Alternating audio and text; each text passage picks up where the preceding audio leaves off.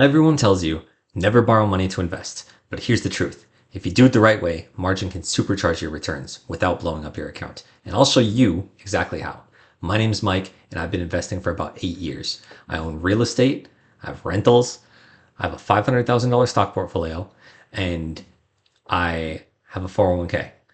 I dabbled with margin starting in 2022 when I heard a Instagram reel from Damon from Shark Tank who talked about it, and I saw that I could borrow money at 2%. That's free money. You get such a big spread on that.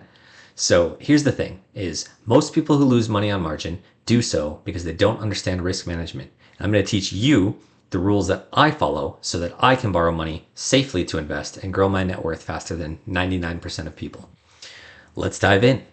So as you can see, my biggest position by far is VGT. I have 72% of my weighting is in VGT. That's my biggest anchor.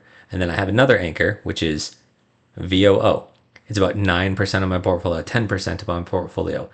An anchor helps keep everything tied down and all of you, it keeps you steady. So as other things, if you want to dabble with some other stuff, that's fine, but you should have some very large positions in something that's either a growth ETF or a very broad-based ETF like VOO, the S&P 500, something very broad. Those are two good ways to do it. I don't like to do just VOO because when you do VOO, it doesn't get the returns of VGT or sectors like that. So VGT is very heavy in the tech sector. It's exclusively tech. Some other ticker symbols you might like might be XLK, you might like SCHD, you might like VUG.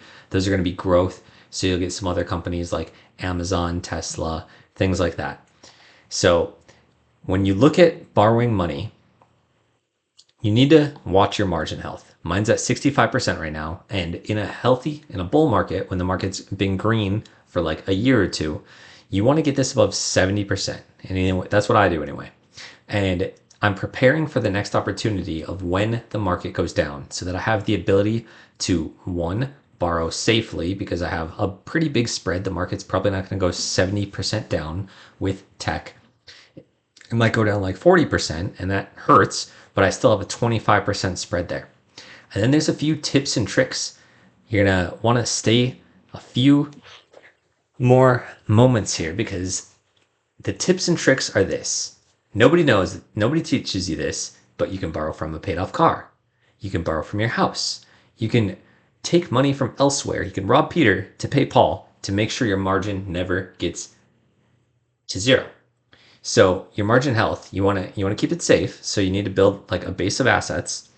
But as you get more assets, it's easier to stay safe. It's also easier to blow up your account. So you have to be very careful. That's why you don't dabble with things like cryptocurrency with margin. That's why you don't do things like Bitcoin with margin because it's just so volatile that it can get you in so much trouble so fast.